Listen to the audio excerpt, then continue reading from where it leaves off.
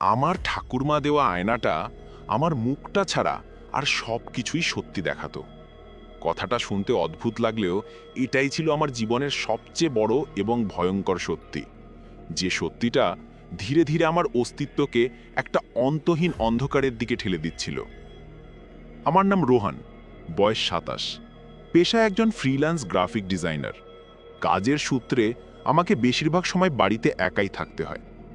মাস 6 আগে কলকাতার উপকণ্ঠের একটা পুরনো দিনের অ্যাপার্টমেন্টে শিফট হয়েছি। আমার ছোটবেলার বেশিরভাগ সময়টা কেটেছে ঠাকুরমার কাছে, তাই ওনার প্রতি আমার একটা অদ্ভুত টান ছিল। উনি মারা যাবার আগে ওনার ব্যবহার করা জিনিসগুলোর মধ্যে থেকে শুধু একটা জিনিসই আমি চেয়ে নিয়েছিলাম, ওনার শোবার ঘরের বিশাল পুরনো সেগুন কাঠের কারুকার্য করা আয়নাটা। আয়নাটার বয়স কত তা বাড়ির কেউই ঠিকঠাক বলতে পারতো না, শুধু জানতাম ওটা ঠাকুরমার আমলের। নতুন ফ্ল্যাটে এসে আমার স্টাডি রুমের একটা গোটা দেওয়াল জুড়ে আমি আয়নাটাকে লাগিয়েছিলাম। ঘরটা বেশ বড় হওয়ায় আয়নাটা দারুণ মানিয়েছিল। প্রথম কয়েক সপ্তাহ সব কিছুই স্বাভাবিক ছিল। কাজ করতাম, মাঝে মাঝে আয়নার দিকে তাকিয়ে নিজের এলোমেলো চুল ঠিক করতাম, কিংবা কাজের ফাঁকে একঘেয়েমি কাটাতে নিজের প্রতিবিম্বের দিকে তাকিয়ে অদ্ভুত মুখভঙ্গি করতাম। সমস্যাটা শুরু হলো মাসখানেক পর। প্রথমবার যখন ব্যাপারটা লক্ষ্য করি তখন রাত প্রায় 2টো। একটা আর্জেন্ট প্রজেক্টের কাজ শেষ করে চেয়ারে গা এলিয়ে দিয়েছিলাম। ক্লান্তিতে চোখ বন্ধ হয়ে আসছিল। হঠাৎ করেই চোখটা খুলে গেল আয়নার দিকে। আমি দেখলাম আয়নার মধ্যে আমার প্রতিবিম্বটা আমার দিকে তাকিয়ে আছে, কিন্তু তার চোখে ক্লান্তি ছিল না, ছিল এক অদ্ভুত শীতল দৃষ্টি। আমি একটু নড়ে চড়ে বসলাম। আমার শরীর নড়ল, কিন্তু এক মুহূর্তের জন্য আয়নার ভেতরের আমিটা স্থির হয়ে রইল। তারপর যেন সম্বিত ফিরে পেয়ে আমার সঙ্গে তাল মিলিয়ে নড়ে উঠল। আমার শির দ্বারা দিয়ে একটা হিমেল স্রোত বয়ে গেল। আমি ভাবলাম হয়তো অতিরিক্ত কাজের চাপে আমার চোখের ভুল। সারাদিন স্ক্রিনের দিকে তাকিয়ে থাকলে এমনটা হতেই পারে। আমি আর ওদিকে না তাকিয়ে লাইট বন্ধ করে শুতে চলে গেলাম।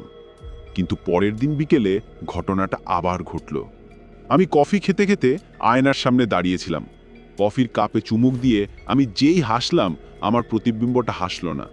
তার ঠোঁটের কোণে হাসিটা ফুটে উঠতে প্রায় 1 সেকেন্ড দেরি হলো। এবার আমার আর এটাকে চোখের ভুল বলে মনে হলো না। বুকের ভেতরটা কেমন যেন ধড়াস করে উঠল। আমি কাপটা টেবিলে রেখে সোজা আয়নার সামনে গিয়ে দাঁড়ালাম। নিজের প্রতিবিম্বের চোখের দিকে সরাসরি তাকালাম। আমার চোখে ছিল অবিশ্বাস আর ভয়, কিন্তু প্রতিবিম্বের চোখে ছিল নিচক্ষী এক শূন্যতা। আমি ডান হাতটা তুললাম, ওটাও তুলল। আমি মাথা নাড়লাম, ওটাও নাড়ল। সব কিছুই নিখুঁতভাবে হচ্ছিল। আমি নিজেকে বোঝালাম হয়তো মনের ভুল। পুরনো বাড়িতে একা থাকি, তাই হয়তো অবচেতন মন নানা রকম খেলা খেলছে। এরপর থেকে আমি সচেতনভাবে আয়নাটাকে লক্ষ্য করতে শুরু করলাম। দিনের বেলা সব কিছু স্বাভাবিক থাকতো, কিন্তু রাত বাড়ার সাথে সাথে আয়নার ভেতরের জগৎটা যেন বদলে যেত। আমার প্রতিবিম্বটা ধীর হয়ে যেত, কখনো কখনো আমার আগেই নড়ে উঠত। একদিন রাতে কাজ করার সময় আমি পেন্সিলটা কান থেকে নামিয়ে টেবিলে রাখলাম। পরক্ষণেই যখন আয়নার দিকে তাকালাম, দেখলাম আমার প্রতিবিম্বের কানে তখনও পেন্সিলটা গোজা রয়েছে। ওটা কয়েক সেকেন্ড পর সেটাকে নামিয়ে রাখলো, আমার দিকে তাকিয়ে একটা অদ্ভুত ব্যঙ্গাত্মক হাসি দিয়ে। আমার নিঃশ্বাস বন্ধ হয়ে যাওয়ার জোগাড় হলো। আমি চেয়ার থেকে লাফিয়ে উঠলাম। ভয়ে আতঙ্কে আমার সারা শরীর কাঁপছিল। এটা কোনো মনের ভুল হতে পারে না, এটা সত্যি। আয়নার ভেতরে যে আছে সে আমি নই, সে আমার নকল, আমার ছায়া, কিন্তু তার নিজস্ব একটা সত্তা আছে। সেই রাত থেকে আমার ঘুম উড়ে গেল।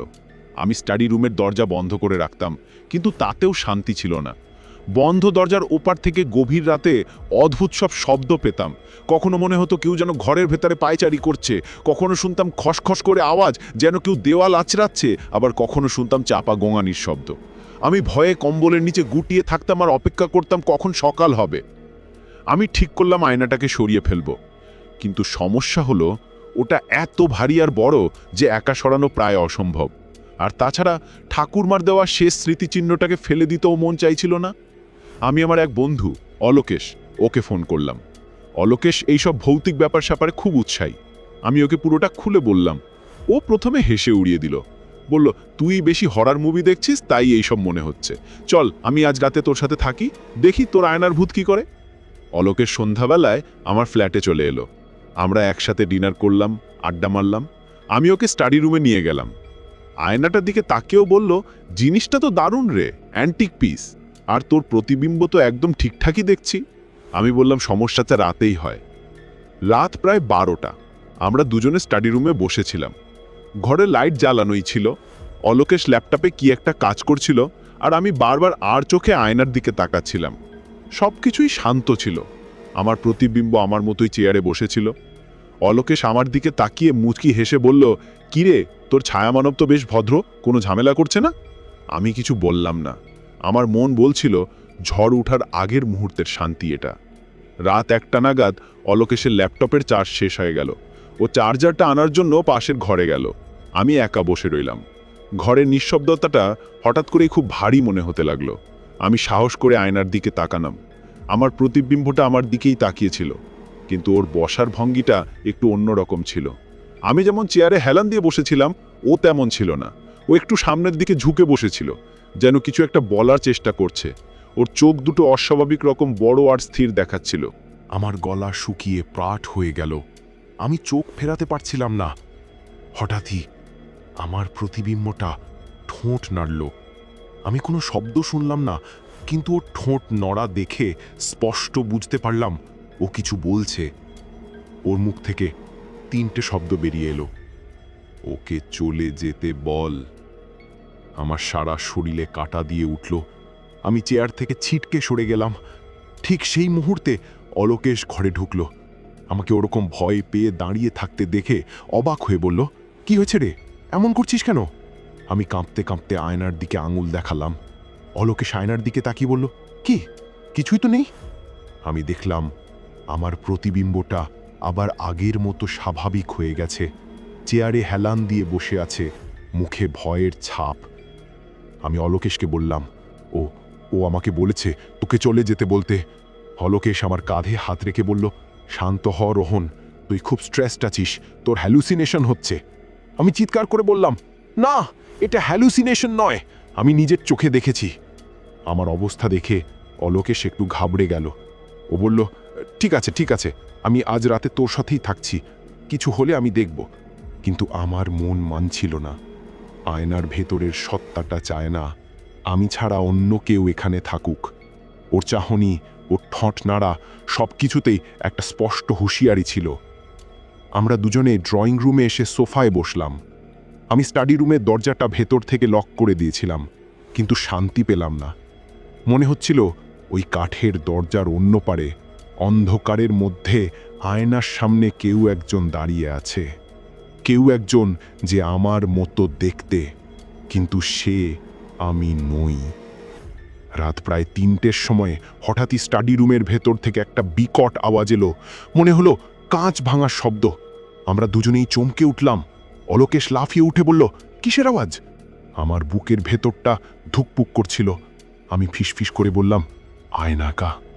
অলোকেশ আর আমি ভয়ে ভয়ে দরজার দিকে এগিয়ে গেলাম। দরজার নিচ দিয়ে কোনো আলো আসছিল না। ঘরটা ঘুটঘুটে অন্ধকার। অলোকেশ দরজার হাতলে হাত রাখতেই আমি ওকে আটকালাম। বললাম, না, যাস না। ও বলল, আরে চোরটোরও তো ঢুকতে পারে। ও আমার কথা না শুনে দরজাটা খুলল। ভেতরে অন্ধকার ছাড়া আর কিচ্ছু দেখা যাচ্ছিল না। আমরা মোবাইলের টর্চ জ্বালালাম। আলোর বৃত্তটা ফেলতেই আমরা যা দেখলাম তাতে আমাদের রক্ত জল হয়ে গেল। ঘরটা লণ্ডভণ্ড, বই, পত্র, কাগজপত্র সব মেঝেতে ছড়ানো। টেবিলটা উল্টে পড়ে আছে, আর ঘরের মাঝখানে আয়নাটা।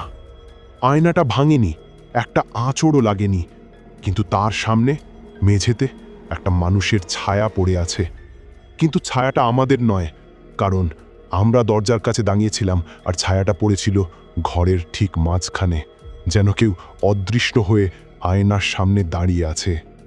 অলোকেশ ফিসফিস করে বলল, এটা কি? আমি উত্তর দেওয়ার আগেই ছায়াটা নড়ে উঠল। ওটা ধীরে ধীরে লম্বা হতে লাগলো, বিকৃত হতে লাগলো, যেন কোনো অশরীরী প্রাণী নিজের আকৃতি বদলাচ্ছে। তারপর ছায়াটা মেঝে থেকে উঠে এসে দেওয়ালে ছড়িয়ে পড়ল। দেখতে দেখতে পুরো ঘরটাকেই যেন গ্রাস করে নিল। মোবাইলের টর্চের আলোতেও আমরা ঘরের আর কিছু দেখতে পাচ্ছিলাম না, শুধু নিকষ কালো অন্ধকার। আর সেই অন্ধকারের মধ্যে থেকে ভেসে এলো একটা কান্নার আওয়াজ, একটা মেয়ের চাপা কান্নার শব্দ। কান্নার শব্দটা আসছিল আয়নার ভেতর থেকে। আমরা দুজনেই ভয়ে জমে গিয়েছিলাম, নড়ার ক্ষমতা ছিল না। হঠাৎই কান্নার শব্দটা থেমে গেল, আর তার জায়গায় শুরু হলো একটা ফিসফিসানি। হাজার হাজার গলার স্বর একসাথে ফিসফিস করে কি যেন বলছিল।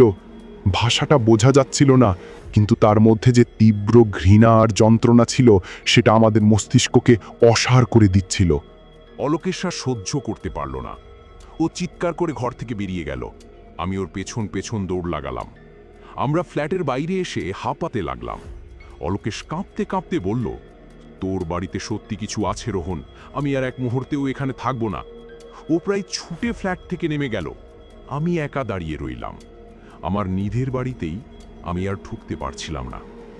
সেই রাতে আমি ফ্ল্যাটের বাইরে সিঁড়িতে বসেই কাটিয়ে দিলাম। ভোরের আলো ফোটার পর সাহস করে ভেতরে ঢুকলাম। স্টাডি রুমের দরজাটা খোলাই ছিল। ভেতরে ঢুকতেই দেখলাম সবকিছু আগের মতো স্বাভাবিক। কোনো জিনিসপত্র ছড়ানো নেই, টেবিলও সোজা করে রাখা, যেন কাল রাতে কিছুই হয়নি। আমি ছুটে আয়নার সামনে গেলাম। আয়নাটা একদম পরিষ্কার ঝকঝকে, আর তাতে আমার প্রতিবিম্ব। ক্লান্ত, বিধ্বস্ত, ভয় পাওয়া একটা মুখ। আমি কি পাগল হয়ে যাচ্ছি? কাল রাতে যা যা হলো, অলোকেশ যা দেখল, সবটাই কি আমাদের মনের ভুল? আমি অলোকেশকে ফোন করলাম। ও ফোনটা ধরেই উত্তেজিতভাবে বলল, তুই এখন ওই বাড়িতে আছিস? এক্ষুনি বেরিয়ে আয় ওখান থেকে। আমি কাল রাতে যা দেখেছি জীবনেও ভুলব না। ওর কথা শুনে আমি নিশ্চিত হলাম যা হয়েছে তা সত্যি। আমি ঠিক করলাম এই আয়নার রহস্য আমাকে জানতেই হবে। ঠাকুমা কেন এই আয়নাটা এত যত্ন করে রাখতেন? এর পেছনে কি ইতিহাস লুকিয়ে আছে? আমি আমার দেশের বাড়িতে ফোন করলাম। আমার কাকার সাথে কথা বললাম। আমি কাকাকে ঠাকুমার আয়নাটার কথা জিজ্ঞাসা করলাম। কাকা একটু চুপ করে থেকে বললেন, ওই আয়নাটা তুই নিয়ে গেছিস, ওটা তো অশুভ। তোর ঠাকুমার মা, মানে আমার ঠাকুমা, ওই আয়নার সামনেই গলায় দড়ি দিয়ে আত্মহত্যা করেছিলেন। আমার মাথাটা ঘুরে গেল। আমি বললাম, আত্মহত্যা কেন? কাকা বললেন, সে কেউ জানে না, তবে বাড়ির পুরনো চাকর বাকরদের কাছে শুনতাম ঠাকুমা নাকি শেষ বয়সে কেমন অদ্ভুত হয়ে গিয়েছিলেন। সারাদিন ওই আয়নার সামনে বসে একা একা কথা বলতেন, হাসতেন, কাঁদতেন। সবাই ভাবত বয়স হলে মানুষের মতিভ্রম হয়, কিন্তু উনি মারা যাওয়ার পর থেকে ওই ঘরটা আর কেউ ব্যবহার করত না। সবাই বলতো ওই রাতের বেলা নাকি ওই ঘর থেকে কান্নার আওয়াজ আসত। আমার কাছে সব কিছু পরিষ্কার হয়ে গেল। এই আয়নার ভেতরে কিছু একটা আছে, একটা সত্তা যা একা থাকতে ভালোবাসে, যা বাইরের জগতের মানুষকে নিজের জগতে টেনে নিতে চায়। আমার প্রমাতামহী হয়তো ওর শিকার হয়েছিলেন, আর এখন ওর নতুন শিকার আমি। আমি ঠিক করলাম এই আয়নাটাকে আমি নষ্ট করে ফেলব। একটা হাতুড়ি নিয়ে আমি স্টাডি রুমে ঢুকলাম। আমার ভেতরে তখন ভয় ডর বলে কিছু ছিল না, শুধু ছিল তীব্র রাগ আর বাঁচার ইচ্ছা। আমি হাতুড়িটা মাথার উপর তুলে সবে আয়নাটার উপর আঘাত করতে যাব, ঠিক তখনই আয়নার ভেতরের দৃশ্যটা বদলে গেল।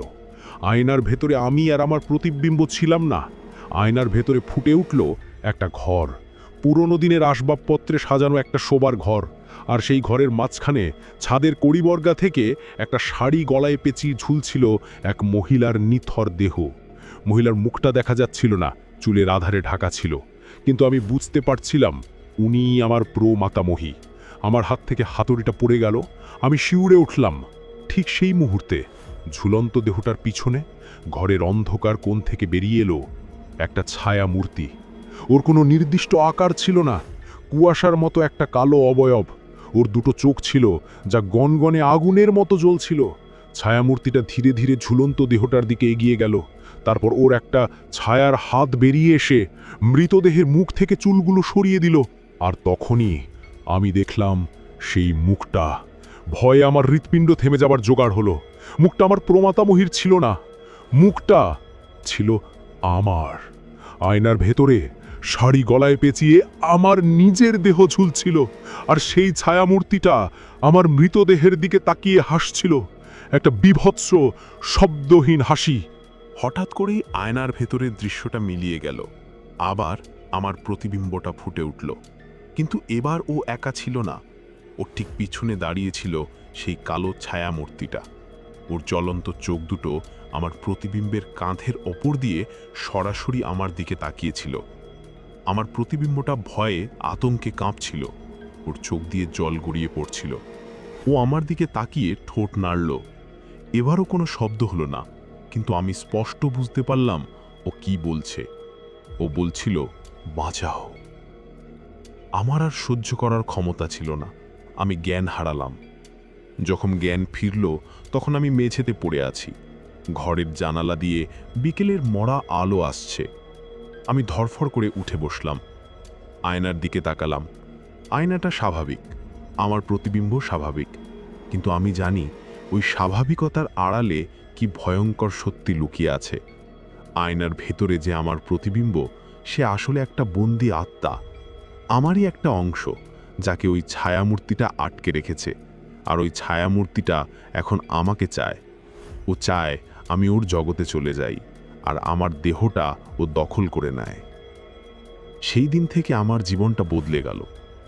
আমি আর স্টাডি রুমে ঢুকি না। দরজাটা সবসময় বন্ধ থাকে, কিন্তু তাতে কিছুই আটকায় না। ছায়ামূর্তিটা এখন আর শুধু আয়নার মধ্যে সীমাবদ্ধ নেই, ও বেরিয়ে এসেছে।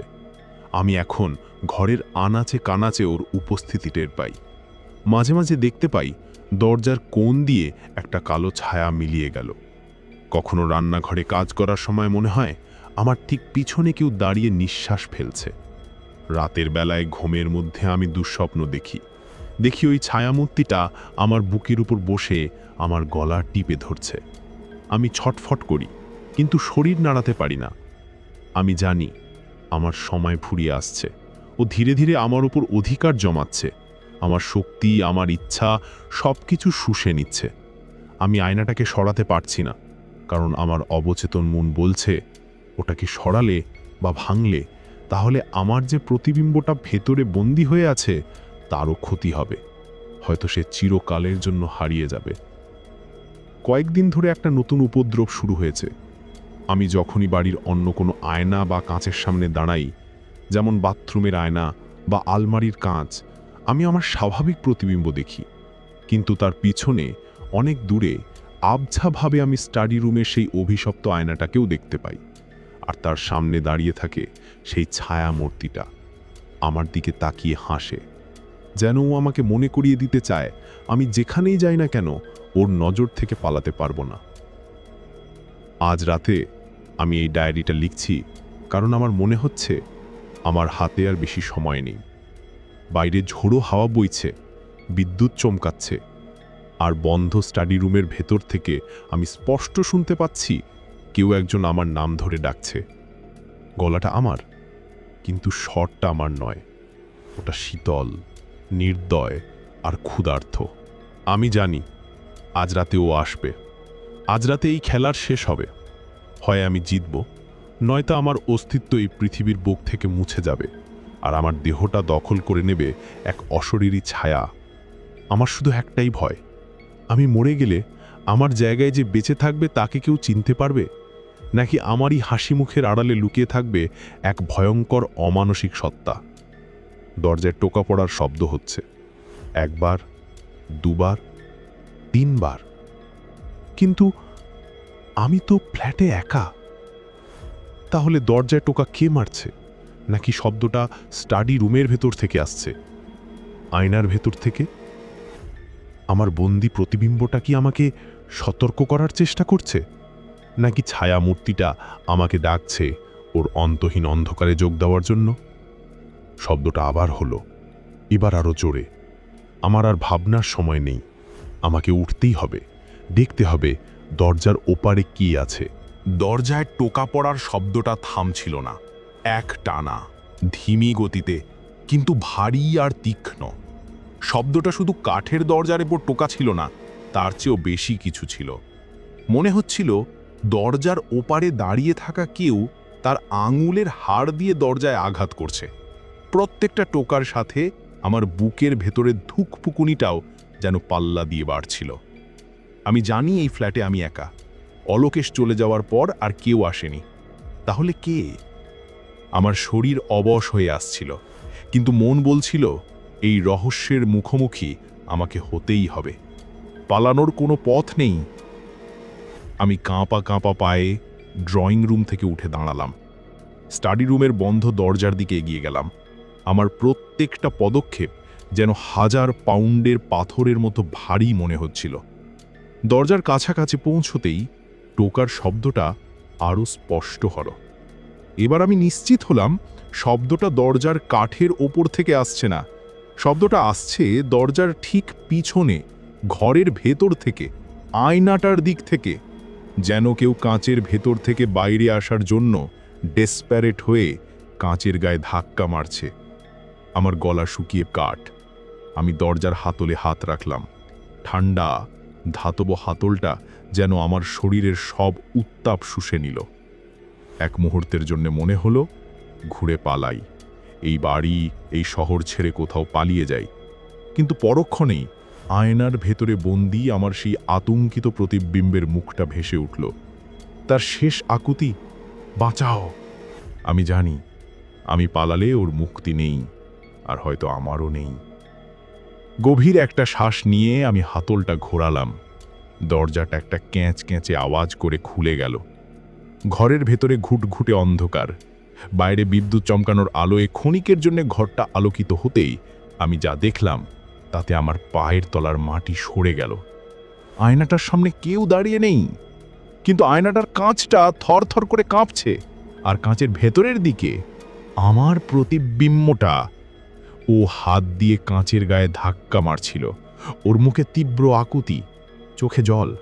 ও আমাকে কিছু বলতে চাইছে, কিন্তু ওর পিছনে দাঁড়িয়ে থাকা সেই নিকষ কালো ছায়ামূর্তিটা ওর মুখটা চেপে ধরে আছে। ছায়ামূর্তিটার গনগনে লাল চোখ দুটো আমার দিকেই স্থির। ওর মুখে কোনো হাসি ছিল না, ছিল এক আদিম শিকারী উল্লাস। বিদ্যুতের আলো মিলিয়ে যেতেই ঘরটা আবার অন্ধকারে ডুবে গেল। আমি সুইচ বোর্ডের দিকে হাত বাড়ালাম, কিন্তু সুইচ টেপার সাথে সাথেই একটা অদ্ভুত ঘড় ঘড় শব্দ হলো, আর বাল্বটা ফিউজ হয়ে গেল। ঘরটা আগের চেয়েও বেশি অন্ধকার মনে হতে লাগলো। আমি পকেট থেকে মোবাইলটা বের করে টর্চ জ্বালালাম। আলোর বৃত্তটা সোজা ফেললাম আয়নার ওপর। আয়নার ভেতরটা এখন শান্ত। আমার প্রতিবিম্বটা স্থির হয়ে দাঁড়িয়ে আছে। ওর পিছনে কোনো ছায়ামূর্তি নেই, ওর মুখে কোনো ভাবাবেগ নেই। যেন কয়েক মুহূর্ত আগে ঘটে যাওয়া ভয়ঙ্কর ঘটনাটা আমার মনের ভুল ছিল। কিন্তু আমি জানি ওটা ভুল ছিল না। আমি মোবাইলটা পকেটে রেখে ঘর থেকে বেরিয়ে আসতে যাব, ঠিক তখনই একটা হিমশীতল স্রোত আমার শির দাঁড়া দিয়ে নেমে গেল। আমার ঘাড়ে ঠিক কানের পাশে কেউ যেন ফিসফিস করে বলল, যাস না। স্বরটা আমার নিজের, কিন্তু তাতে কোনো প্রাণ ছিল না, যেন কোনো ভাঙার রেকর্ডার থেকে বেরিয়ে আসা যান্ত্রিক স্বর। আমি ভয়ে জমে গেলাম। এক পাও নড়ার ক্ষমতা আমার ছিল না। আমার পিছনে কেউ দাঁড়িয়ে আছে। আমি তার ঠান্ডা নিঃশ্বাস আমার ঘাড়ে অনুভব করতে পারছিলাম। বাতাসের মধ্যে একটা পচা স্যাঁতস্যাঁতে গন্ধ ভাসছিল, যেন বহুদিন বন্ধ কোনো কবরের ভেতরকার গন্ধ। আমার মস্তিষ্ক কাজ করা বন্ধ করে দিয়েছিল। আমি জানি পিছনে ঘুরলেই আমাকে সেই ভয়ঙ্কর দৃশ্য দেখতে হবে, কিন্তু না ঘুরেও উপায় নেই। আমি ধীরে ধীরে, খুব ধীরে ধীরে ঘুরতে শুরু করলাম। আমার হৃৎপিণ্ডটা এমনভাবে লাফাচ্ছিল যেন এক্ষুনি পাঁজর ভেঙে বেরিয়ে আসবে। আমি ঘুরতেই থাকলাম, কিন্তু আমার পিছনে কিছুই ছিল না। ঘরটা ফাঁকা, কিন্তু সেই পচা গন্ধটা আর হিমশীতল অনুভূতিটা যায়নি।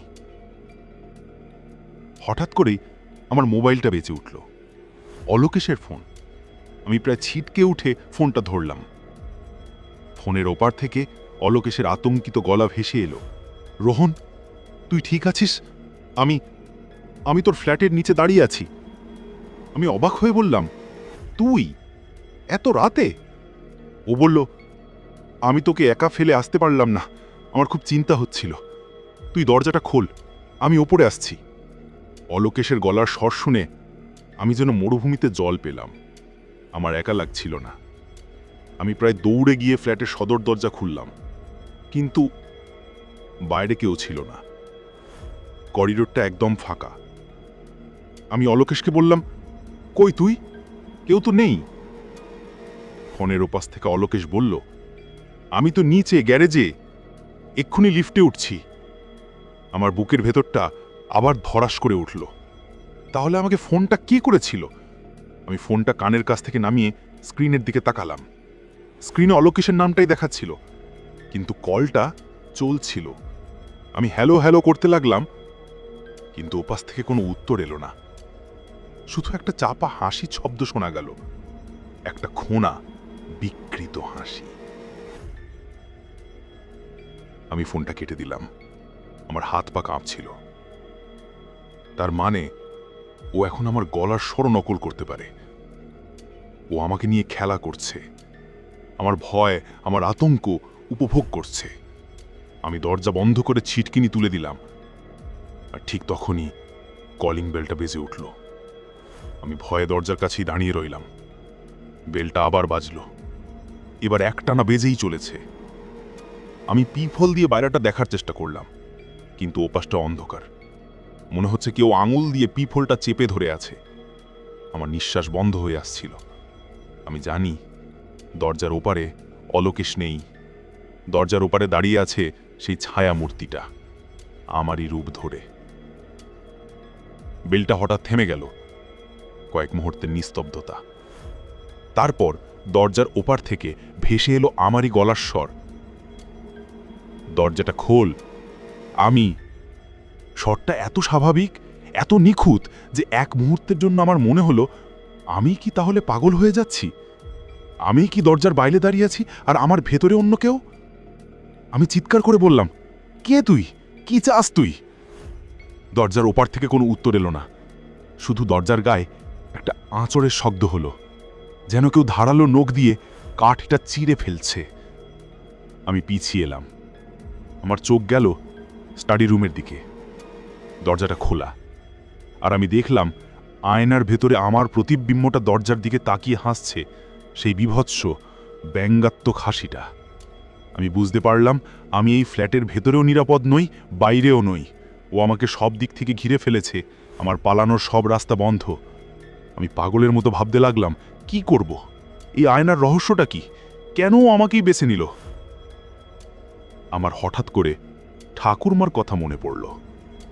কাকা বলেছিলেন ঠাকুরমার মা এই আয়নার সামনে আত্মহত্যা করেছিলেন। সারাদিন আয়নার সাথে কথা বলতেন। হয়তো উনি কিছু জানতে পেরেছিলেন, হয়তো উনি কিছু সূত্র রেখে গেছেন, কিন্তু কোথায়? আমার চোখ আবার আয়নাটার দিকে গেল। আমার প্রতিবিম্বটা তখনও হাসছিল, কিন্তু এবার ওর দৃষ্টিটা ছিল আয়নার নিচের দিকে। সেগুন কাঠের ফ্রেমে যে জটিল কারুকার্য করা ছিল সেদিকে। আমি কয়েকবার ওর দিকে তাকালাম। ও বারবার একই দিকে ইঙ্গিত করছিল। আমার মনে একটা ক্ষীণ আশা জেগে উঠল। আমার বন্দি সত্তাটা কি আমাকে কিছু বলতে চাইছে? ও কি আমাকে সাহায্য করতে চাইছে? আমি সাহস করে আবার স্টাডি রুমে ঢুকলাম। বাইরের দরজায় আঁচড়ের শব্দটা থেমে গেছে, কিন্তু আমি জানি ও বেশি দূরে যায়নি। আমি আয়নার সামনে গিয়ে হাঁটু গেড়ে বসলাম। কাঠের ফ্রেমটার ওপর হাত বোলাতে লাগলাম। অসাধারণ কাজ, ফুল, লতা, পাখির নকশা খোদাই করা। আমি নকশাগুলোর ওপর দিয়ে হাত বোলাতে বোলাতে হঠাৎ একটা জায়গায় এসে থেমে গেলাম। একটা পাখির চোখের জায়গায় ছোট্ট একটা খটকার মতো জিনিস। বাইরে থেকে দেখে বোঝার উপায় নেই। আমি ওটাতে চাপ দিলাম। কোনো শব্দ হলো না, কিন্তু ফ্রেমের একটা অংশ সামান্য আলগা হয়ে গেল। আমি সাবধানে ওটা টানতেই একটা ছোট্ট গোপন দেরাজ খুলে এলো। ভেতরে ধুলোয় মাখা, হলদে হয়ে যাওয়া কয়েকটা ভাঁজ করা কাগজ, একটা ডায়েরি। আমার হাত কাঁপছিল। আমি বুঝতে পারছিলাম আমি এমন কিছুর সন্ধান পেয়েছি যা এই সব কিছুর রহস্য উন্মোচন করতে পারে। আমি ডায়েরিটা নিয়ে ড্রয়িং রুমে এসে সোফায় বসলাম। পাতাগুলো খুব সাবধানে খুললাম। লেখাগুলো প্রায় অস্পষ্ট হয়ে এসেছে। আমার মাতামহী লীলাবতীর ডায়েরি। তারিখটা দেখে বুঝলাম এটা তার মৃত্যুর ঠিক আগের কয়েক মাসের লেখা। আমি পড়তে শুরু করলাম। প্রথম কয়েকটা পাতায় সাধারণ কথাবার্তা, সংসার, ছেলে মেয়ে, গ্রাম। তারপর ধীরে ধীরে লেখার ধরন বদলাতে শুরু করলো। একটা আতঙ্ক, একটা ভয় ফুটে উঠতে লাগলো প্রত্যেকটা শব্দে। আজ অদ্ভুত একটা ঘটনা ঘটেছে। আমার শ্বশুরের আমলের এই পুরনো আয়নাটা আজ যেন আমার সাথে কথা বলল। আমি চুল আঁচড়াচ্ছিলাম, হঠাৎ মনে হলো আয়নার ভেতরের আমিটা আমার দিকে তাকিয়ে হাসল। কিন্তু সে হাসিতে কোনো আনন্দ ছিল না, ছিল শীতলতা। আমার সারা শরীর কেমন যেন করে উঠল। সারাদিন মনটা খচখচ করল। আমি চমকে উঠলাম। আমার সাথে ঘটে যাওয়া ঘটনার সাথে কি আশ্চর্য মিল! আমি পরের পাতাগুলো পড়তে লাগলাম। লীলাবতী লিখেছেন, কিভাবে ধীরে ধীরে আয়নার ভেতরের প্রতিবিম্বটা নিজের সত্তা প্রকাশ করতে শুরু করে, কিভাবে দিনের পর দিন তার শক্তি কমতে থাকে। তিনি লিখেছেন কিভাবে রাতের বেলায় আয়নার ভেতর থেকে একটা কালো ছায়া বেরিয়ে এসে তার ঘরের মধ্যে ঘুরে বেড়াতো। আমি আর সহ্য করতে পারছি না। ও আমার শক্তি শুষে নিচ্ছে।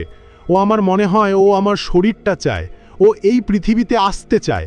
বাড়ির কেউ আমার কথা বিশ্বাস করে না। সবাই বলে আমার মাথা খারাপ হয়ে গেছে, ডাক্তার এসে ওষুধ দিয়ে যায়। কিন্তু আমি জানি এটা কোনো রোগ নয়, এটা একটা অভিশাপ। এই আয়নাটা একটা দরজা, অন্য কোনো জগতের দরজা, আর সেই জগতের এক ভয়ঙ্কর প্রাণী এই দরজার ওপারে অপেক্ষা করছে। ডায়েরির শেষের দিকের পাতাগুলোয় হাতের লেখা আরও অগোছালো, কাঁপে কাঁপে। বোঝা যাচ্ছিল লেখার সময় তিনি কতটা আতঙ্কিত ছিলেন। শেষ পাতায় তিনি যা লিখেছেন তা পড়ে আমার রক্ত হিম হয়ে গেল। আমি ওর নাম জেনেছি। ও কোনো ভূত বা প্রেত নয়, ও তার চেয়েও অনেক প্রাচীন, অনেক ভয়ঙ্কর। গ্রামের সবচেয়ে বয়স্ক তান্ত্রিকের কাছে আমি গোপনে গিয়েছিলাম। তিনি আমার কথা শুনে ভয়ে শিউরে উঠেছিলেন। তিনি পুঁথি ঘেঁটে যা বললেন তা অবিশ্বাস্য। ও হলো আত্মগ্রাসী, এক ধরনের ছায়া সত্তা যা মানুষের আত্মা আর পরিচয় গ্রাস করে বেঁচে থাকে। ওরা আয়না বা অন্য কোনো প্রতিফলক বস্তুকে নিজেদের জগৎ আর আমাদের জগতের মধ্যেকার দরজা হিসেবে ব্যবহার করে। একবার কাউকে শিকার হিসেবে বেছে নিলে ওরা ধীরে ধীরে তার মনের জোর ভেঙে দেয়, তাকে একা করে দেয়, আর তারপর সুযোগ বুঝে তার শরীরটা দখল করে নেয়, আর আসল মানুষটার আত্মাকে বন্দি করে রাখে আয়নার জগতে, নিজের প্রতিবিম্ব হিসেবে, অনন্তকালের জন্য। আমার নিঃশ্বাস বন্ধ হয়ে এলো। তাহলে আয়নার ভেতরে যে আছে সে আমারই আত্মা, আমারই একটা অংশ, যা প্রথম দিন থেকেই বন্দী হওয়ার পথে এগোচ্ছে। আর এই ছায়ামূর্তি, এই আত্মগ্রাসী, সে আমার শরীরটা চায়। ডায়েরির শেষ অনুচ্ছেদটা আমার সব নম্বিকাকে চুরমার করে দিল। তান্ত্রিক মশাই বলেছেন একে হারানো প্রায় অসম্ভব। একে আটকানো যায়, কিন্তু পুরোপুরি বিনাশ করা যায় না। এর জন্য এক শক্তিশালী মন্ত্র আর আত্মবলিদানের প্রয়োজন। আমি সিদ্ধান্ত নিয়েছি, আমি আমার সন্তানের জন্য, আমার পরিবারের জন্য এই ত্যাগ করব। আমি এক বিশেষ মন্ত্র দিয়ে ওকে এই আয়নার মধ্যেই চিরকালের জন্য বন্দী করে দেব। কিন্তু তার জন্য আমাকে আমার নিজের প্রাণ দিতে হবে। আমার আত্মা এই আয়নার রক্ষক হয়ে থাকবে, যাতে ও কোনোদিন বেরোতে না পারে। আজ রাতেই আমি সেই কাজ করব। যদি আমি সফল হই তাহলে আমার মৃত্যু হবে, কিন্তু আমার পরিবার সুরক্ষিত থাকবে। আর যদি না হই তাহলে ঈশ্বরই ভরসা। এরপরে আর কিছু লেখা ছিল না। আমি বুঝতে পারলাম লীলাবতী আত্মহত্যা করেননি, তিনি আত্মবলিদান দিয়েছিলেন। তিনি ওই আত্মগ্রাসীকে আয়নার মধ্যে বন্দী করেছিলেন, কিন্তু এতদিন পর সেই বন্ধন হয়তো দুর্বল হয়ে পড়েছে। আর আমি, তিনিরই রক্ত আমার শরীরে, সেই আয়নাটাকেই আবার আমার কাছাকাছি নিয়ে এসেছি। তাই ও আবার জেগে উঠেছে। এবার ওর লক্ষ্য আমি। আমার আর কোনো সন্দেহ রইল না, আমাকেও লড়াই করতে হবে। শুধু নিজের জন্য নয়, আয়নার ভেতরে বন্দী আমার আত্মার জন্য, আর আমার প্রমাতামহীর আত্মত্যাগের সম্মানের জন্য। কিন্তু আমি কিভাবে লড়ব?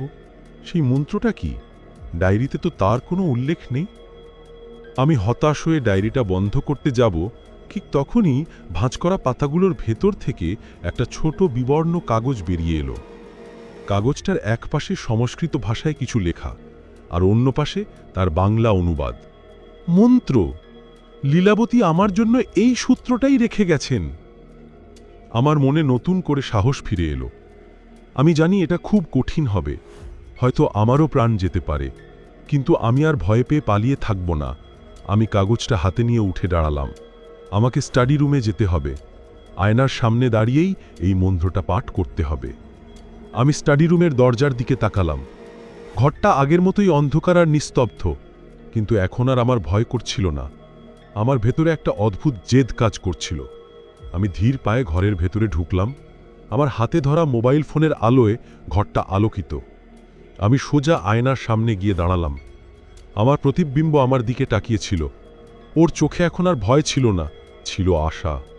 ও বুঝতে পেরেছিল আমি কিছু একটা করতে যাচ্ছি। আমি কাগজটা আমার সামনে মেলে ধরলাম।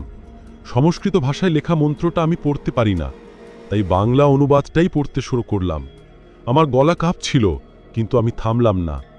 হে অন্ধকারচারী, হে আত্মগ্রাসী, তোর জগৎ তোর কাছেই থাক। এই প্রতিফলনের সীমানা তোর কারাগার। পূর্বপুরুষের রক্তে আমি তোকে আবার বন্ধন দিলাম। ফিরে যা তোর নিকষ আধারে, ফিরে যা তোর শূন্যতায়। আমি মন্ত্রটা পড়ছিলাম, আর ঘরের ভেতরে অদ্ভুত সব ঘটনা ঘটতে শুরু করলো। ঘরের তাপমাত্রা দ্রুত কমতে লাগলো। আমার মুখ থেকে ধোঁয়া বেরোচ্ছিল। দেয়াল থেকে পলস্তারা খসে পড়তে লাগলো।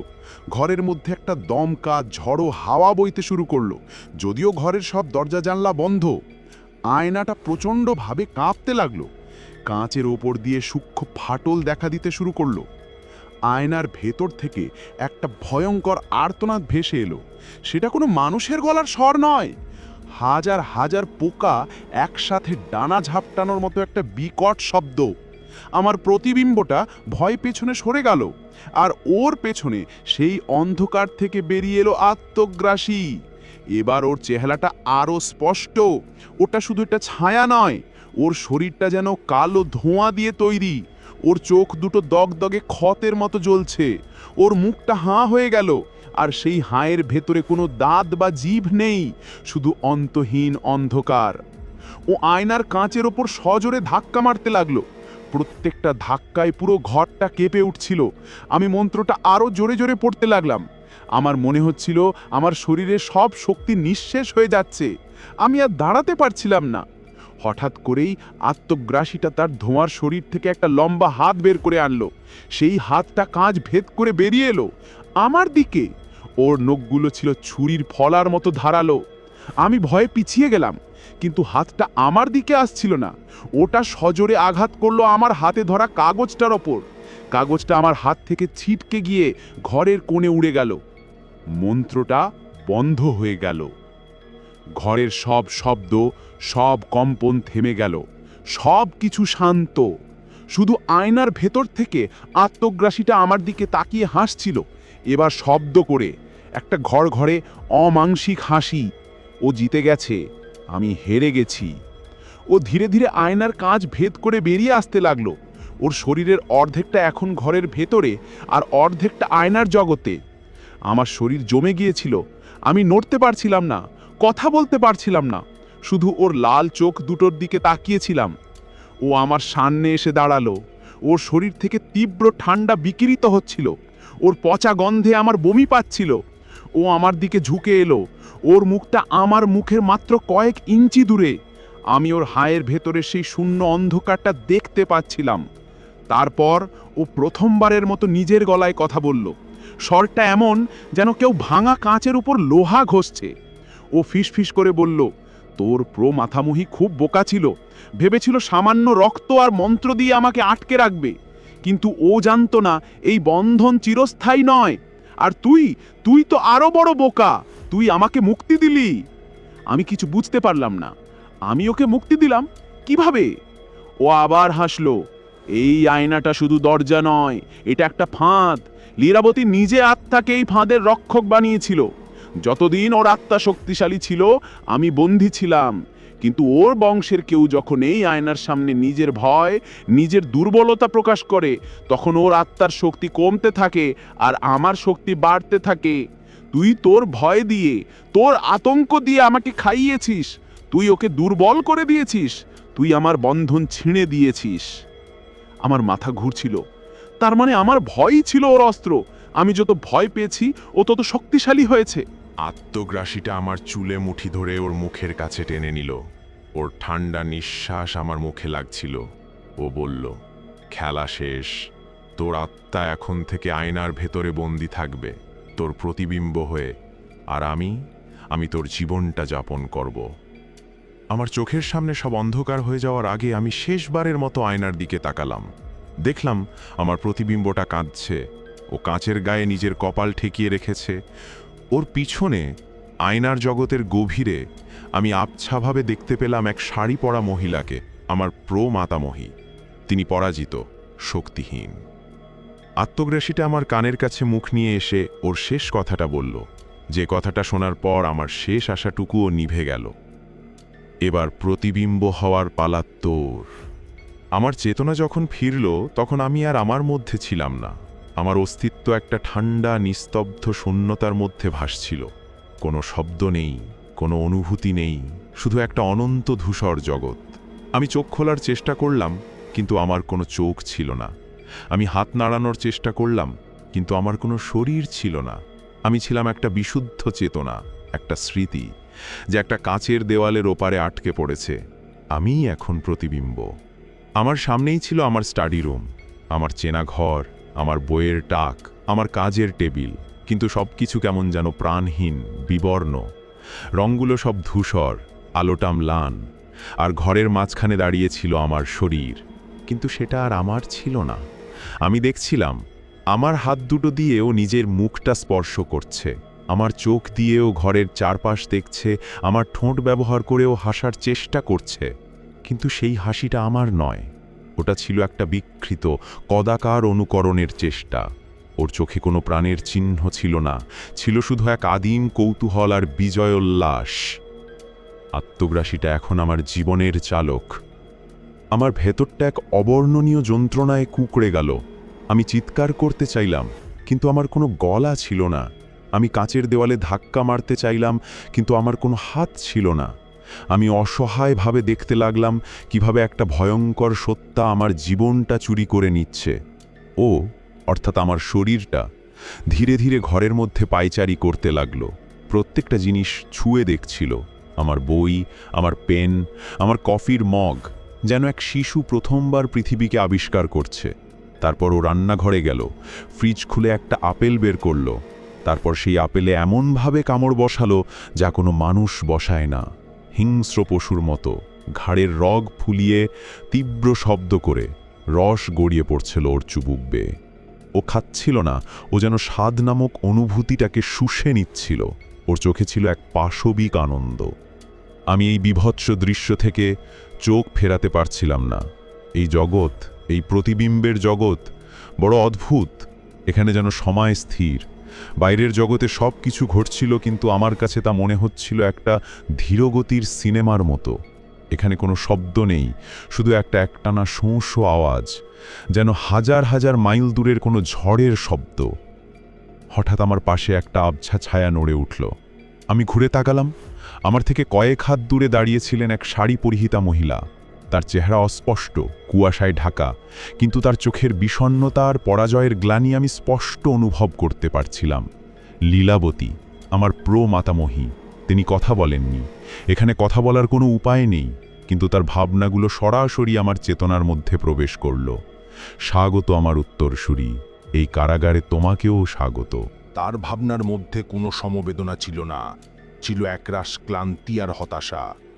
আমি আমার সমস্ত মানসিক শক্তি দিয়ে প্রশ্ন করলাম, এখন কি হবে?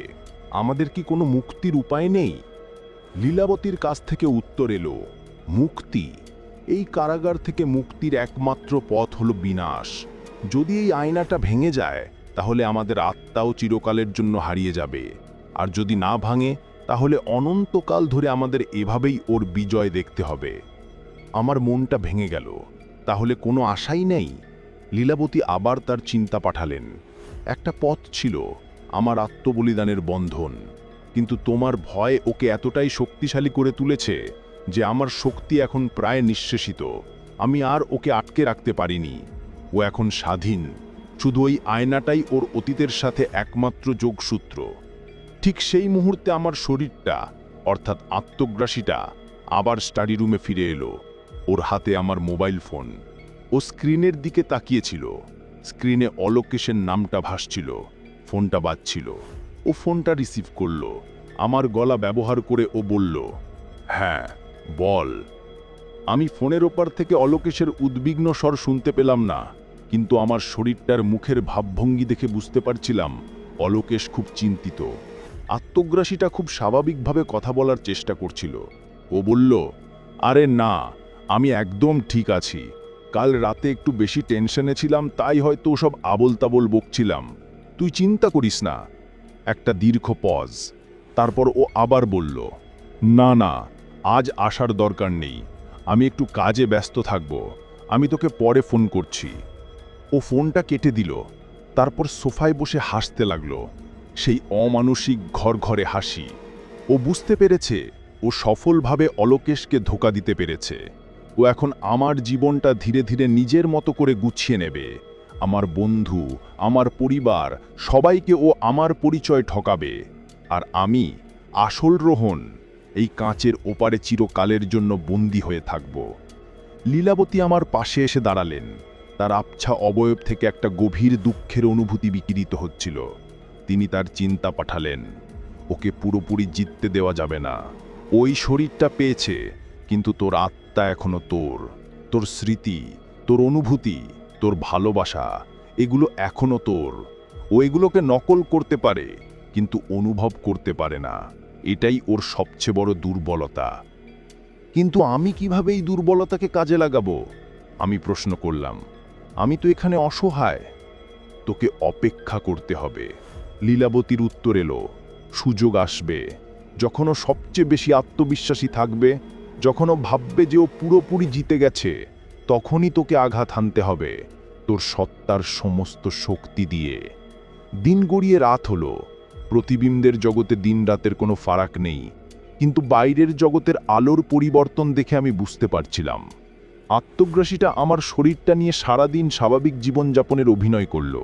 ও আমার ল্যাপটপে বসে আমার ডিজাইনগুলো দেখল, কিছু করার চেষ্টা করল, কিন্তু পারল না, কারণ সৃজনশীলতা ওর ক্ষমতার বাইরে। ও রেগে গিয়ে ল্যাপটপটা প্রায় ছুঁড়েই ফেলে দিতে চাইছিল, কিন্তু শেষ মুহূর্তে নিজেকে সামলে নিল। ও বুঝতে পেরেছে ওকে ধৈর্য ধরতে হবে, ওকে রোহন হয়ে ওঠার অভিনয়টা নিখুঁতভাবে করতে হবে। রাতে ও ডিনার করল, তারপর আমার বিছানায় গিয়ে শুয়ে পড়ল। আমি দেখলাম ও চোখ বন্ধ করে আছে, কিন্তু আমি জানি ওর ঘুম নেই। ওর মতো সত্তার ঘুমের প্রয়োজন হয় না, ও শুধু ঘুমের ভান করছিল। কয়েক ঘন্টা পর ও বিছানা থেকে উঠল। ওর চোখ দুটো অন্ধকারে জ্বলছিল। ও ধীরে পায়ে আবার স্টাডি রুমে এলো, আয়নার সামনে এসে দাঁড়ালো। আমার শরীরটা আমারই প্রতিবিম্বের দিকে, অর্থাৎ আমার আত্মার দিকে তাকিয়েছিল। ওর মুখে ছিল তীব্র ঘৃণা আর ব্যঙ্গ। ও ফিসফিস করে বলল, কেমন লাগছে নতুন বাড়িটা? খুব কষ্ট হচ্ছে তাই না? তোর সব কিছু এখন আমার, তোর জীবন, তোর ভবিষ্যৎ, সব। আর তুই শুধু দেখবি অনন্তকাল ধরে। আমার ভেতরে তীব্র রাগ জ্বলে উঠল। লীলাবতীর কথাগুলো আমার মনে পড়ল। ওর দুর্বলতা হলো তোর অনুভূতি। আমি আমার সমস্ত মনোযোগ কেন্দ্রীভূত করলাম। আমি আমার জীবনের সবচেয়ে সুখের স্মৃতিগুলো মনে করার চেষ্টা করলাম। ছোটবেলায় ঠাকুরমার কোলে বসে গল্প শোনা, বাবার কাঁধে চড়ে মেলায় ঘুরতে যাওয়া, প্রথমবার ডিজাইনিংয়ের জন্য পুরস্কার পাওয়া, অলোকেশের সাথে মাঝরাতে বাইক নিয়ে বেরিয়ে পড়া, আমার ভালোবাসা, আমার বন্ধুত্ব, আমার স্বপ্ন, আমি সব কিছুকে একসাথে আমার চেতনার মধ্যে নিয়ে এলাম। আত্মগ্রাসীটা হঠাৎ একটু চমকে উঠল। ওর মুখের হাসিটা মিলিয়ে গেল। ও আয়নার দিকে তীক্ষ্ণ দৃষ্টিতে তাকালো, যেন ও আমার ভেতরের এই আলোড়নকে অনুভব করতে পারছে। ও রাগে গড়গড় করে বলল, কেমন? এসব করে কোনো লাভ নেই, তুই এখন একটা ছায়া মাত্র। কিন্তু আমি থামলাম না। আমি আমার রাগ, আমার ঘৃণা, আমার বাঁচার ইচ্ছাকে একত্রিত করলাম। আমি আমার সত্তার গভীরে ডুব দিলাম। আমি রোহন, আমি একজন শিল্পী, একজন বন্ধু, একজন সন্তান। আমার একটা অস্তিত্ব আছে, একটা পরিচয় আছে, যা কোনো ছায়ামূর্তি কেড়ে নিতে পারে না। আমার এই তীব্র মানসিক শক্তির অভিঘাতে আয়নার ভেতরের জগৎটা যেন কেঁপে উঠল। ধূসর কুয়াশার মধ্যে দিয়ে যেন রঙের আভা ফুটে উঠতে লাগল। লীলাবতীর অস্পষ্ট অবয়বটা ক্ষণিকের জন্য উজ্জ্বল হয়ে উঠল। তিনি তার শেষ শক্তিটুকু দিয়ে আমার চেতনাকে আরও শক্তিশালী করে তুলছিলেন। বাইরে আমার শরীরটা যন্ত্রণায় কুঁকড়ে গেল। আত্মগ্রাসীটা নিজের মাথা চেপে ধরে বসে পড়ল। ও চিৎকার করতে লাগল। ওর মুখ থেকে আমার স্বর আর সেই বিকট ঘরঘরে স্বর একসাথে বেরিয়ে আসছিল। থাম, এটা বন্ধ কর। ও বুঝতে পারছিল ও শরীরটা দখল করলেও আমার আত্মাকে পুরোপুরি বশ করতে পারেনি। আমার স্মৃতি, আমার সত্তা এই শরীরের অবিচ্ছেদ্য অংশ, যা ওকে প্রতিনিয়ত যন্ত্রণা দিচ্ছে। ও টলটল করে উঠে দাঁড়ালো। ওর চোখে এখন ভয়। ও বুঝতে পেরেছে যতদিন এই আয়নাটা থাকবে ততদিন আমার আত্মার এই সংযোগটাও থাকবে। ও আমাকে পুরোপুরি মুছে ফেলতে পারবে না। আর তখনই ও সেই সিদ্ধান্তটা নিল। ও ঘর থেকে বেরিয়ে গেল এবং কিছুক্ষণ পর একটা ভারী হাতুড়ি নিয়ে ফিরে এলো। আমার বুকের ভেতরটা ছাদ করে উঠল। ও আয়নাটা ভেঙে ফেলবে। ও সংযোগটা চিরকালের জন্য বিচ্ছিন্ন করে দিতে চায়। আর সেটা হলে আমার আত্মারও বিনাশ ঘটবে। লীলাবতীর আতঙ্কিত চেতনা আমার কাছে পৌঁছালো। সর্বনাশ! ও আয়না ভাঙতে যাচ্ছে। রোহন, কিছু একটা করো। তোর সমস্ত শক্তি দিয়ে ওকে আটকানোর চেষ্টা করো। আত্মগ্রাসীটা হাতুড়িটা মাথার ওপর তুলল। ওর মুখে এক পাশবিক জিঘাংসা। ও চিৎকার করে বলল, খেলা শেষ রোহন। আমি জানি এটাই আমার শেষ সুযোগ। আমি আমার সত্তার গভীরে ডুব দিয়ে আমার সবচেয়ে শক্তিশালী অস্ত্রটা প্রয়োগ করলাম, ভয়। কিন্তু এবার আমার নিজের ভয় নয়, আমি আমার ভয়কে ওর দিকে চালিত করলাম। আমি সেই আদিম ভয়কে ওর চেতনার মধ্যে ঢুকিয়ে দিলাম, যা প্রত্যেকটা জীবিত প্রাণী অনুভব করে। মৃত্যুর ভয়, অস্তিত্বহীন হয়ে যাওয়ার ভয়। আমি ওকে দেখালাম আয়না ভাঙলে শুধু আমার নয়, ওরও নিজের অস্তিত্বের বিনাশ হতে পারে। কারণ এই আয়নাটাই ওর উৎস, ওর দরজা। দরজা ভেঙে গেলে ও এই পৃথিবীতে আটকে পড়বে, কিন্তু ওর নিজের জগতে ফেরার পথ চিরতরে বন্ধ হয়ে যাবে। তখন ও এক ছিন্নমূল দুর্বল সত্তায় পরিণত হবে। আমার এই মানসিক আঘাতটা ছিল অপ্রত্যাশিত। আত্মভ্রাসীটা এক মুহূর্তের জন্য থমকে গেল। ওর হাত থেকে হাতুড়িটা পড়ে গেল। ওর মধ্যে দ্বন্দ্ব শুরু হলো। আয়না ভাঙলেও যেমন আমাকে হারাতে পারবে, তেমনি নিজের শিখরকেও হারাবে। আর এই দ্বিধার মুহূর্তটারই আমি অপেক্ষায় ছিলাম। আমি আমার ইচ্ছাশক্তির সবটুকু দিয়ে শরীরটাকে নিয়ন্ত্রণ করার চেষ্টা করলাম। আমি আমার হাতকে নির্দেশ দিলাম, আমার পাকে নির্দেশ দিলাম। আত্মভ্রাসীটা বাধা দেওয়ার চেষ্টা করল। আমার শরীরটা অদ্ভুতভাবে কাঁপতে লাগলো। মনে হচ্ছিল দুটো অদৃশ্য শক্তি একটা পুতুলকে নিয়ে টানাটানি করছে। আমি শরীরটাকে এক পা করে আয়নার দিকে এগিয়ে নিয়ে যেতে লাগলাম। আমার লক্ষ্য আয়না ভাঙা নয়, আমার লক্ষ্য ছিল অন্য। লীলাবতী বলেছিলেন এই আয়না একটা দরজা, একটা কারাগার। আমি ওকে এই কারাগারে ফিরিয়ে নিয়ে যাব। আত্মভাষীটা আমার উদ্দেশ্য বুঝতে পেরে ভয়ে চিৎকার করে উঠল। ও শরীরটাকে ছাড়তে চাইছিল না, কিন্তু আমার স্মৃতি, আমার সত্তা, আমার বাঁচার ইচ্ছা সব মিলেমিশে যে শক্তি তৈরি হয়েছিল, তার সামনে ওর পাশবিক শক্তি দুর্বল হয়ে পড়ছিল। আমি শরীরটাকে নিয়ে আয়নার সামনে দাঁড়ালাম। আমি আমার হাতটা তুললাম, কাঁচের ওপর রাখলাম। ঠান্ডা কাঁচ। কিন্তু আমি অনুভব করলাম কাঁচটা আর কঠিন নেই, ওটা জলের মতো তরল হয়ে উঠেছে। লীলাবতীর আত্মা আমার পাশে এসে দাঁড়ালো। তিনি তার শেষ শক্তিটুকু দিয়ে আমাকে সাহায্য করছিলেন। তিনি তার চিন্তা পাঠালেন, এটাই পথ, কিন্তু তুমি যদি ওকে টেনে আনো, তোমাকেও ওর সাথে আসতে হবে। তুমি আর ফিরতে পারবে না। আমি জানতাম এটাই আমার নিয়তি। আমার প্রমাতামহী যা শেষ করতে পারেননি, আমাকে তা করতে হবে। এটা আত্মবলিদান। আমি বললাম, আমি প্রস্তুত। আমি আমার হাতটা কাঁচের ভেতরে ঢুকিয়ে দিলাম। তারপর আয়নার ভেতরের জগৎ থেকে আমি আমার নিজের শরীরটাকে ঝাঁপটে ধরলাম। এক ভয়ঙ্কর টান অনুভব করলাম। আত্মঘ্রাসীটা মরিয়া হয়ে লড়াই করছিল। ও শরীরটাকে ছাড়তে চাইছিল না। আমার শরীরটা খিঁচুনি দিয়ে উঠছিল। ওর মুখ থেকে গোঙানির শব্দ বেরোচ্ছিল। ঠিক সেই মুহূর্তে ফ্ল্যাটের কলিং বেলটা বেজে উঠল। অলোকেশ, ও নিশ্চয় চিন্তা করে চলে এসেছে। বাইরের দরজাটা ভেতর থেকে লক করা ছিল না। আমি শুনতে পেলাম দরজার হাতুলো হরানোর শব্দ হলো। অলোকেশ ভেতরে ঢুকল। ও আমার নাম ধরে ডাকতে ডাকতে স্টাডি রুমের দিকে এগিয়ে এলো। ও ঘরের দরজায় দাঁড়িয়ে যা দেখল তাতে ওর মুখ থেকে একটা অস্ফুট আর্তনাদ বেরিয়ে এলো। ও দেখল আমি রোহন আয়নার সামনে দাঁড়িয়ে আছি। আমার একটা হাত আয়নার ভেতরে অদৃশ্য হয়ে গেছে, আর আমি আমার নিজের সাথেই এক ভয়ঙ্কর লড়াই করছি।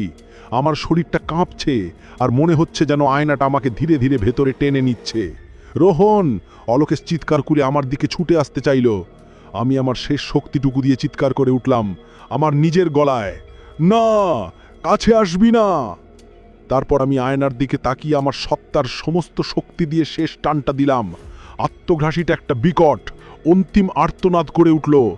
আমার পুরো শরীরটা, আমার রক্ত মাংসের অস্তিত্ব আয়নার তরল পৃষ্ঠের মধ্যে দিয়ে ভেতরে ঢুকে গেল, যেন কেউ জলের মধ্যে ডুবে গেল। অলোকেশ কয়েক ফুট দূরে দাঁড়িয়ে দেখল আয়নার কাঁচটা একবার তীব্রভাবে কেঁপে উঠল। তারপর সবকিছু শান্ত হয়ে গেল। স্টাডি রুমটা খালি, আমি আর সেখানে নেই। অলোকেশ ভয়ে ভয়ে আয়নার সামনে এগিয়ে এলো। ও দেখল আয়নাটা এখন ঘরের একটা নিখুঁত প্রতিবিম্ব দেখাচ্ছে। টেবিল, চেয়ার, বইপত্র সব কিছুই আছে, শুধু একটা জিনিস নেই। আয়নার প্রতিবিম্বের মধ্যেও নিজেকে দেখতে পাচ্ছিল, কিন্তু আমার কোনো প্রতিবিম্ব ছিল না, যেন আমি ওই ঘরে কোনোদিন ছিলামই না। হঠাৎ করেই ওর চোখ গেল আয়নার প্রতিবিম্বের একটা অন্ধকার কোণের দিকে। ওর মনে হলো সেই অন্ধকারের মধ্যে দুটো লাল বিন্দু যেন এক মুহূর্তের জন্য জ্বলে উঠে আবার নিভে গেল। অলোকেশ আর এক মুহূর্তও দাঁড়ালো না। ও চিৎকার করতে করতে ফ্ল্যাট থেকে বেরিয়ে গেল। আমার চেতনা আবার ফিরে এলো, কিন্তু এবার আমি আর একা নই। আমি সেই ধূসর নিস্তব্ধ জগতে আমার নিজের শরীরের ভেতরে বন্দী, আর আমার সাথে বন্দী সেই আত্মগ্রাসী। আমরা এখন একটাই শরীর, কিন্তু দুটো সত্তা। অনন্তকালের জন্য একে অপরের সাথে যুদ্ধ করে যাব এই কাঁচের কারাগারে। আমার পাশেই লীলাবতীর আত্মা দাঁড়িয়েছিল। তার অববয় এখন অনেক স্পষ্ট, অনেক শান্ত। তার মুখে এক বিষণ্ণ হাসি। তিনি তার আত্মত্যাগের প্রায়শ্চিত্ত করেছেন। তার আত্মা এখন মুক্ত। মিলিয়ে যাবার আগে তিনি শেষবারের মতো আমার দিকে তাকালেন। তার চোখে ছিল কৃতজ্ঞতা। আমি এখন এই আয়নার নতুন রক্ষক। আমার কাজ হলো এই ভয়ঙ্কর সত্তাটাকে চিরকালের জন্য এখানে আটকে রাখা। বাইরে পৃথিবী চলবে নিজের নিয়মে। আমার বন্ধুরা, আমার পরিবার সবাই হয়তো ভাববে আমি হারিয়ে গেছি। কেউ কোনোদিন জানতে পারবে না আমার এই আত্মত্যাগের কথা। মাঝে মাঝে গভীর রাতে যখন বাইরের জগৎ ঘুমিয়ে পড়ে, তখন কেউ যদি এই অভিশপ্ত আয়নাটার দিকে খুব মনোযোগ দিয়ে তাকায়, তাহলে হয়তো দেখতে পাবে কাঁচের ওপারে ধূসর প্রতিবিম্বের জগতে একটা ছায়ামূর্তি স্থির হয়ে দাঁড়িয়ে আছে। আর যদি আরও কাছ থেকে আরও সাহস করে তাকায়, তাহলে হয়তো সেই ছায়ামূর্তির চোখের গভীরে দেখতে পাবে একজোড়া ক্লান্ত, পরাজিত কিন্তু দৃঢ় প্রতিজ্ঞ চোখ, যে চোখ দুটো অনন্তকাল ধরে এক ভয়ঙ্কর অন্ধকারের দিকে নজর রেখে চলেছে।